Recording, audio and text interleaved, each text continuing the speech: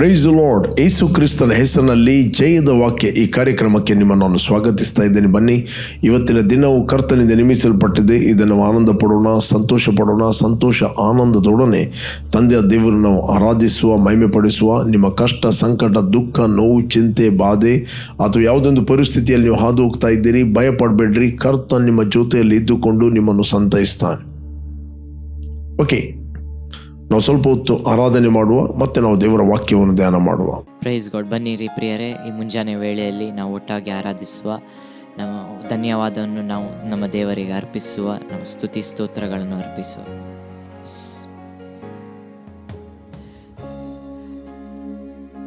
ಸ್ತೋತ್ರ ಸ್ತೋತ್ರ ನನ್ನ ಪ್ರೀತಿಸಿದ ತಂದೆ, ಸ್ತೋತ್ರ ಸ್ತೋತ್ರ ಸ್ತೋತ್ರ ನನ್ನ ನಡೆಸಿದ ಕರ್ತ, ಸ್ತೋತ್ರ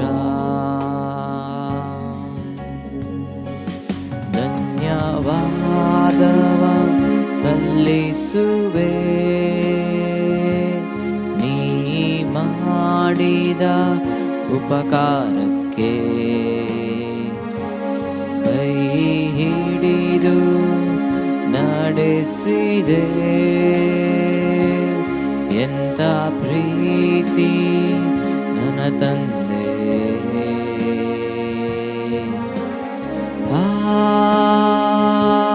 ಹಾಲೆಲೂಯಾ,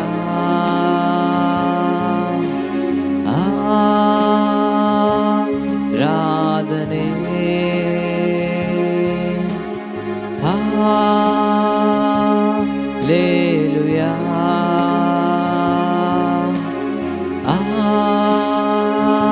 ಆರಾಧನೆ.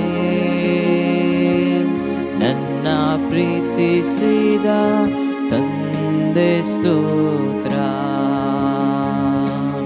ನನ್ನ ನಡೆಸಿದ ಕರ್ತ, ಸ್ತೋತ್ರ ಧನ್ಯವಾದವ ಸಲ್ಲಿಸುವೆ ನೀ ಮಾಡಿದ ಉಪಕಾರಕ್ಕೆ. ಕೈ ಹಿಡಿದು ನಡೆಸಿದೆ,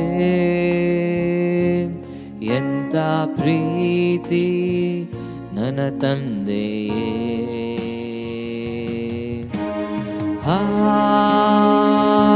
ಹಾಲೆಲೂಯಾ,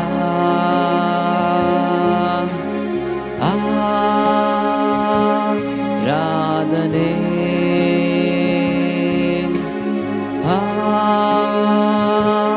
ಹಾಲೆಲೂಯಾ,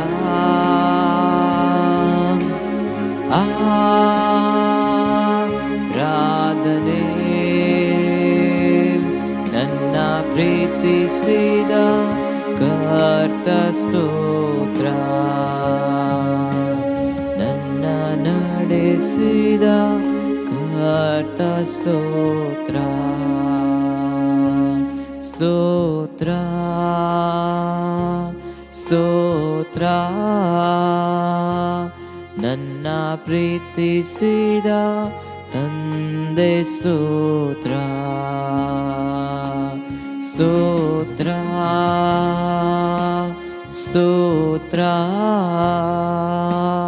ನನ್ನ ನಡೆಸಿದ ಕರ್ತ, ಸ್ತೋತ್ರ ನನ್ನ ನಡೆಸಿದ ಕರ್ತ, ಸ್ತೋತ್ರ ನನ್ನ ನಡೆಸಿದ ಕರ್ತ, ಸ್ತೋತ್ರ. ದೇವರ ನಾಮಕ್ಕೆ ಸ್ತೋತ್ರವಾಗಲಿ. ಇವತ್ತು ನಾವು ಧ್ಯಾನಕ್ಕೆ ತೆಗೆದುಕೊಂಡಂತಹ ದೇವರ ವಾಕ್ಯ ಜಾನೋಕ್ತಿ 11ನೇ ಅಧ್ಯಾಯ 25ನೇ ವಚನ. ಜಾನೋಕ್ತಿ 11ನೇ ಅಧ್ಯಾಯ 11ನೇ ಜಾನೋಕ್ತಿ 25ನೇ ವಚನ. ಉದಾರಿಯು ಪುಷ್ಟನಾಗುವನು, ನೀರು ಹಾಯಿಸುವವನಿಗೆ ನೀರು ಸಿಗುವುದು.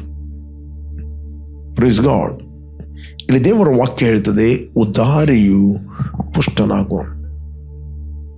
ಉದಾರಿ ಅಂತ ಹೇಳಿದರೆ ಯಾವಾಗ ಇನ್ನೊಬ್ಬರ ಅಗತ್ಯತೆಯನ್ನು ನೋಡುವ ವ್ಯಕ್ತಿ, ಉದಾರವಾಗಿ ಕೊಡುವ ವ್ಯಕ್ತಿ, ಅವನು ಬಡವನಾಗ್ತಾನಂತ ಹೇಳಿಲ್ಲ, ಅವನು ಪುಷ್ಟ ಅಂತೇಳಿ ಆತನು ಅಭಿವೃದ್ಧಿ ಆಗೋನು, ಪ್ರಾಸ್ಪರ್ ಆಗುವನು. ಓಕೆ, ಅದನ್ನು ಅಭಿವೃದ್ಧಿ ಆಗುತ್ತಾನೆ. ಇದು ಆತ್ಮಿಕ ಒಂದು ಪ್ರಿನ್ಸಿಪಲ್, ಅಂದರೆ ನಿಯಮ ಆಗಿದೆ. ನೆಕ್ಸ್ಟ್ ದೇವರ ವಾಕ್ಯದ, ನೀರು ಹಾಯಿಸುವವನಿಗೆ ನೀರು ಸಿಗ್ತದೆ. ಅದರ ಅರ್ಥ ಮನುಷ್ಯನ ಹೃದಯ ಸಂಕಲ್ಪ, ಅಂದರೆ ಮನುಷ್ಯನ ಹೃದಯ ಅದು ಆಳವಾದ ನೀರು ಅಂತ ದೇವರ ವಾಕ್ಯ ಹೇಳ್ತದೆ.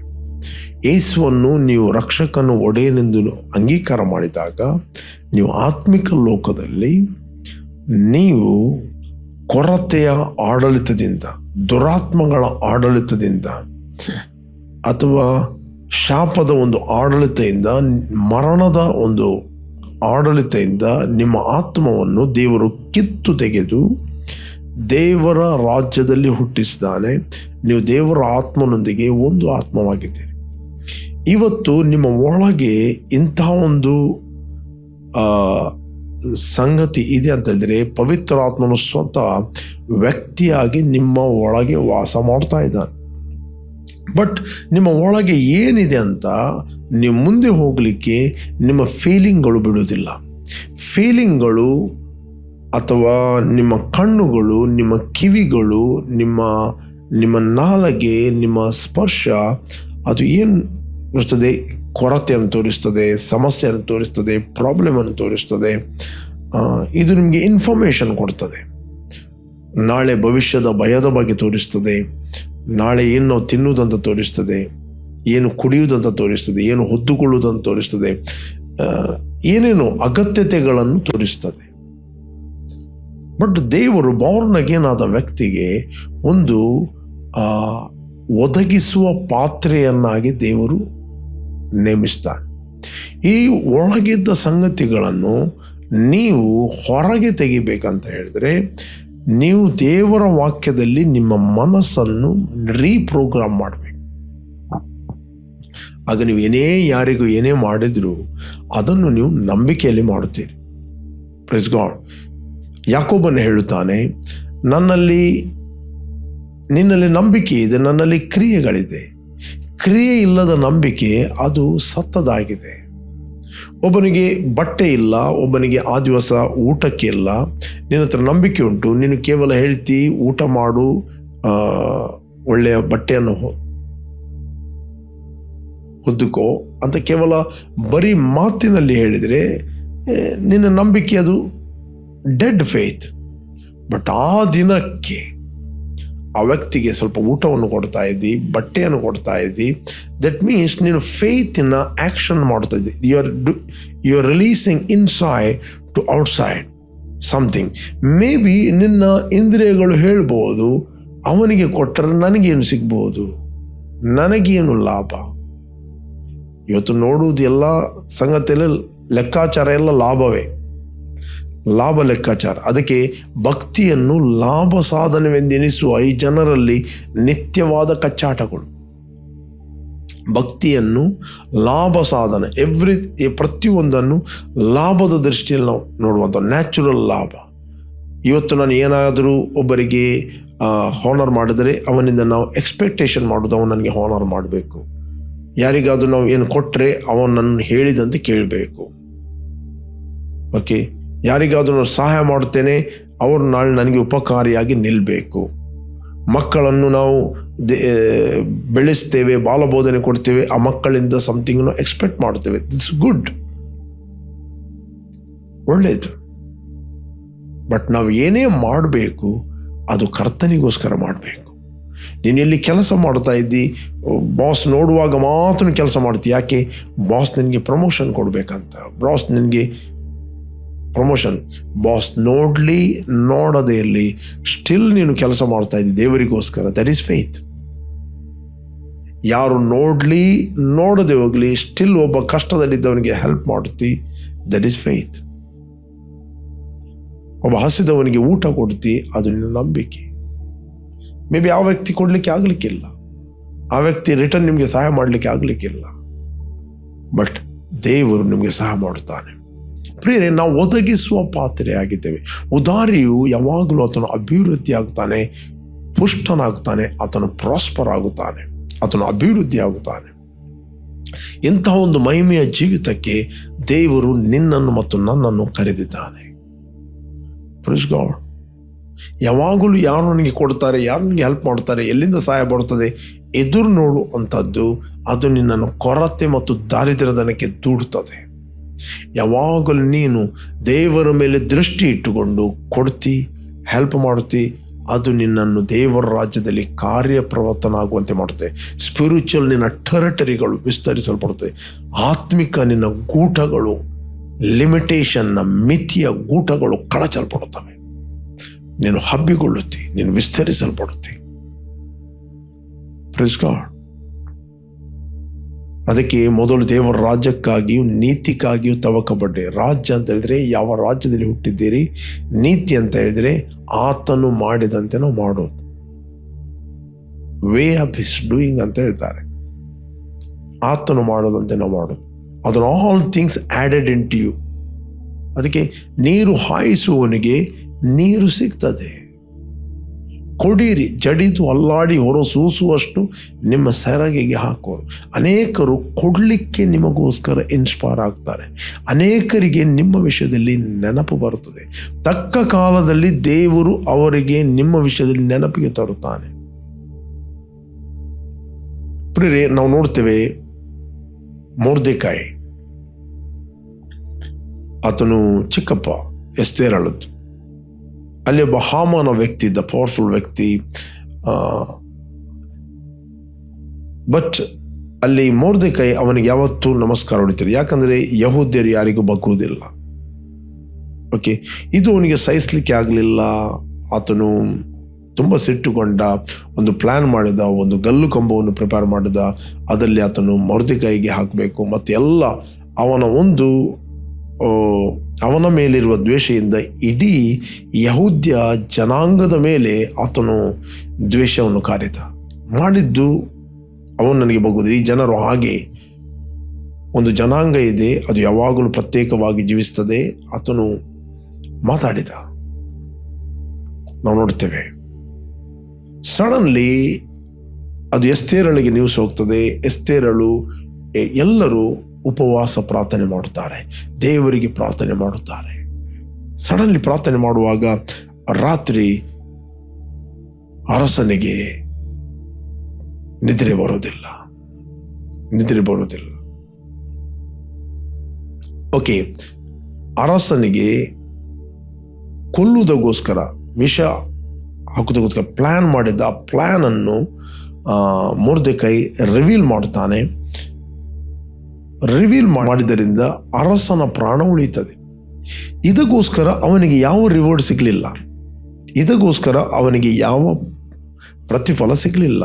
ಅರಸನ ಪ್ರಾಣವನ್ನು ಅವನು ಉಳಿಸಿದ ಅಂತ ಇವನು ಮರೆತಿದ್ದಾನೆ, ಅರಸನು ಮರೆತಿದ್ದಾನೆ.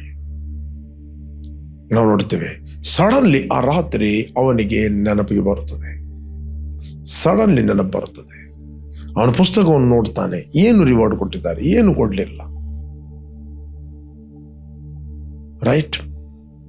ಪ್ರಿಯರೇ, ಇಲ್ಲಿ ನಾವು ವಿಷಯ ಏನಂತ ಹೇಳಿದರೆ, ದೇವರು ತಕ್ಕ ಕಾಲದಲ್ಲಿ ಪ್ರತಿಫಲವನ್ನು ಕೊಡುತ್ತಾನೆ. ನೀನು ಮಾಡಿದ ಒಳ್ಳೆಯ ಕೆಲಸಕ್ಕೆ ಒಬ್ಬನಿಗೆ ನೆನಪಿಗೆ ತರುವಂಥದ್ದು ದೇವರು. ಓಕೆ, ನೀತಿವಂತರನ್ನು ಜನರು ಯಾವಾಗಲೂ ನೆನೆಸುವರು ಅಂತ ವಾಕ್ಯ ಇರ್ತದೆ. ಕೆಲವರನ್ನು ಮರೆತು ಬಿಟ್ಟಿದ್ದಾರೆ. ಯಾಕೆ ಮರೆತು ಬಿಟ್ಟಿದ್ದಾರೆ? ಅವರು ಸೆಲ್ಫಿಶ್ ಆಗಿ ಜೀವಿಸ್ತಾರೆ, ಸ್ವಾರ್ಥಿಗಳಾಗಿ ಜೀವಿಸ್ತಾರೆ.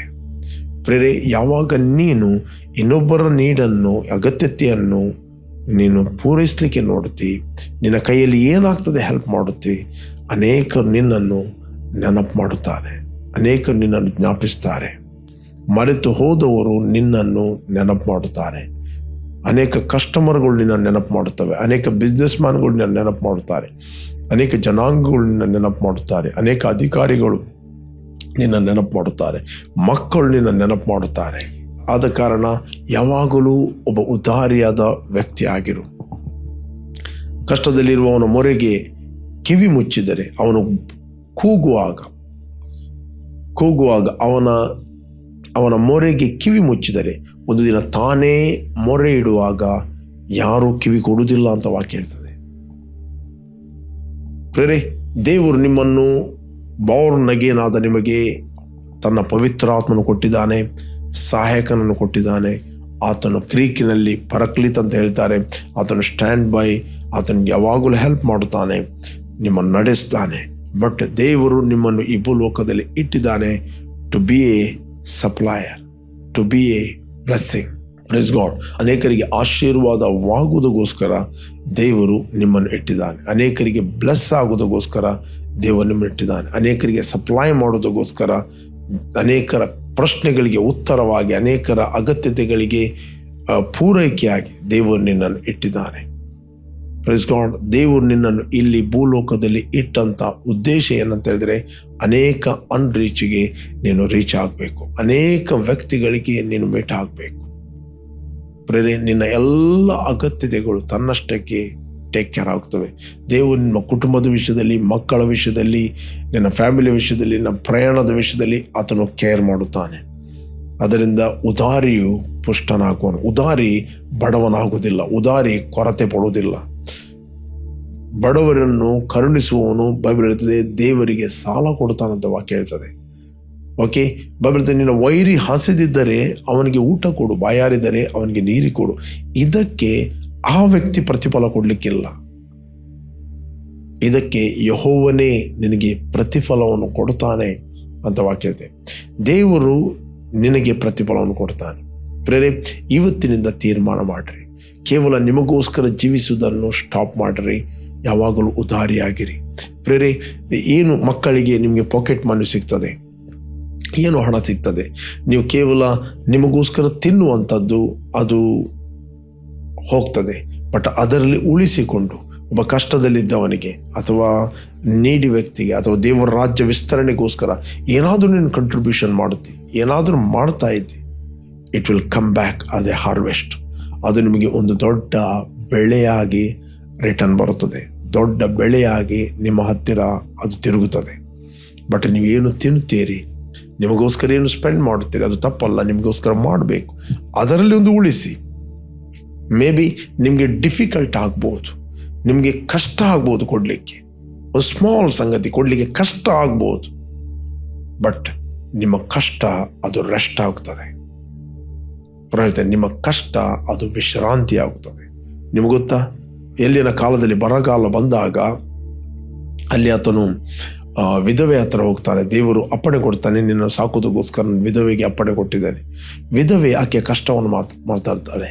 ವಿಧವೆ ಹೇಳ್ತಾಳೆ, ಆಕೆಯಲ್ಲಿ ಏನಿದೆ, ಕಂಡೀಷನ್ ಏನಿದೆ, ಸ್ವಲ್ಪ ಹಿಟ್ಟು ಸ್ವಲ್ಪ ಎಣ್ಣೆ ಇದೆ, ಒಮ್ಮೆಗೆ ನಾವು ರೊಟ್ಟಿ ಮಾಡಿ ನಾನು ಮತ್ತು ನನ್ನ ಮಗನು ತಿನ್ನಬೇಕು, ಮತ್ತೆ ನಾವು ಸಾಯಬೇಕು, ಮತ್ತೆ ನೋ ಫುಡ್, ಎಲ್ಲ ಸ್ಟಾಪ್ ಆಗಿದೆ, ಎಲ್ಲಿ ಕೂಡ ಫುಡ್ ಸಿಗುವುದಿಲ್ಲ, ಹಣ ಕೊಡ್ತೇನೆ ಅಂತ ಫುಡ್ ಸಿಗುವುದಿಲ್ಲ, ಇನ್ನು ಸ್ವಲ್ಪ ಫುಡ್ ಇರುವುದು, ನಿನಗೆ ಎಲ್ಲಿಂದ ಕೊಡೋದು? ಬಟ್ ಆ ಒಂದು ರೊಟ್ಟಿಗಳಲ್ಲಿ ಆಕೆ ಮಾಡುವಾಗ ಒಂದು ಸಣ್ಣ ರೊಟ್ಟಿ ನನಗೆ ಕೊಡು, ಉಳಿಸಿ. ಪ್ರೇರೆ, ಆಕೆ ಆ ರೊಟ್ಟಿಯನ್ನು ಕೊಡುವಾಗ ಒಂದು ವರ್ಡ್ ಬರುತ್ತದೆ, ಇದರಲ್ಲಿ ಇನ್ನು ಮೊಗ್ಗೆಯಲ್ಲಿ ಎಣ್ಣೆ ಮುಗಿಯುವುದಿಲ್ಲ, ಇಟ್ಟು ತೀರುವುದಿಲ್ಲ. Praise God. ಎವ್ರಿ ಡೇ ಆಕೆ ಪ್ರಾತಃ ಕಾಲ, ಸಾಯಂಕಾಲ, ಮಧ್ಯಾಹ್ನ ರೊಟ್ಟಿಯನ್ನು ಮಾಡುತ್ತಿದ್ದಳು. ಅದರಲ್ಲಿ ಒಂದು ರೊಟ್ಟಿಯನ್ನು ತನ್ನ ಸೇವಕನಿಗೆ ಕೊಡ್ತಾ ಇದ್ರು. ಆಕೆ ಕಂಟಿನ್ಯೂ ಆಗಿ ಆ ಸೇವಕನಿಗೆ ಕನೆಕ್ಟ್ ಆಗಿದ್ದಳು. ಒಮ್ಮೆ ಕೊಟ್ಟದ್ದಲ್ಲ, ಕಂಟಿನ್ಯೂ ಆಗಿ ಕೊಡ್ತಾ ಇದ್ದಾಳೆ. ಕಂಟಿನ್ಯೂ ಆಗಿ ಈಕೆಗೆ ತಿನ್ನಲಿಕ್ಕೆ ಸಿಗ್ತಾ ಇದೆ, ನೋ ಕೊರತೆ. ಪ್ರೇರೆ, ಏನು ನೀವು ಸೇವೆಗೋಸ್ಕರ, ಏನು ನೀವು ಕಂಟಿನ್ಯೂ ಆಗಿ ಸಪೋರ್ಟಿವ್ ಆಗಿ ನಿಂತಿದ್ದೀರಿ, ಅದನ್ನು ಕಂಟಿನ್ಯೂ ಮಾಡಿರಿ, ಕಂಟಿನ್ಯೂ ಕನೆಕ್ಟ್ ಆಗಿರಿ. You are connecting to the realm of prosperity, connecting to the realm of angels, connecting to the realm of wisdom. ಆತ್ಮಿಕ ಜ್ಞಾನದಲ್ಲಿ ನೀವು ಕನೆಕ್ಟ್ ಆಗಿದ್ದೀರಿ, ಆತ್ಮಿಕ ಅಭಿವೃದ್ಧಿಗೆ ನೀವು ಕನೆಕ್ಟ್ ಆಗಿದ್ದೀರಿ, ಆ ರಲ್ಮ್ಗೆ ನೀವು ಕನೆಕ್ಟ್ ಆಗುತ್ತೀರಿ. New idea, new plan, new opportunity, ದೇವರು ನಿಮ್ಮನ್ನು ಅಭಿವೃದ್ಧಿ ಆಗುವಂಥ ಅಡ್ವಾಂಟೇಜ್ಗೆ ನಿಮ್ಮನ್ನು ಹಾಕ್ಬೋದು. ಅಥವಾ ನ್ಯೂ ಐಡಿಯಾಗಳು, ನ್ಯೂ ಪ್ಲ್ಯಾನ್ಗಳು, ನ್ಯೂ ಸ್ಟ್ರಾಟರ್ಜಿ, ನ್ಯೂ ಕನೆಕ್ಷನ್ಗಳು, ಡಿವೈನ್ ಕನೆಕ್ಷನ್ಗಳು ಬರ್ಬೋದು. ಬೇಟೆಗಾರನ ಬಲೆಯಿಂದ ನೀವು ಉಳಿತಿ. ಒಂದು ವಚನ ಇದೆ, ಶಿಷ್ಟನಿಗೆ ಬದಲಾಗಿ ದುಷ್ಟನು ದಂಡನೆಗೆ ಒಳಗಾಗುತ್ತಾನೆ. ಆದ್ದರಿಂದ ಪ್ರಿಯರೇ, ಉದಾರಿ ಯಾವತ್ತೂ ಆತನು ಕೊರತೆ ಪಡುವುದಿಲ್ಲ. ನೀನು ಕೊಡುವಂಥದ್ದು ಅದು ಕಳಕೊಳ್ಳುವಂಥದ್ದಲ್ಲ, ನೀನು ಕೊಡುವಂಥದ್ದು ಪಡಕೊಳ್ಳುವಂಥದ್ದು.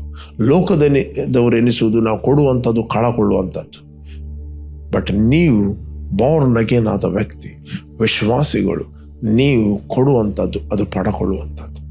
ಬಟ್ ನೀವೇನು ದಾನ ಧರ್ಮ ಮಾಡುತ್ತೀರಿ ಅದು ದೇವರಿಗೆ ಪರಲೋಕದಲ್ಲಿ ಸುಗಂಧ ವಾಸನೆ ಆಗಿ, ಮೆಚ್ಚುಗೆಯಾದ ಸುಗಂಧ ವಾಸನೆ ಆಗಿ, ಇಷ್ಟವಾದ ಯಜ್ಞವಾಗಿ ಅದು ಸಮರ್ಪಣೆ ಆಗ್ತದೆ.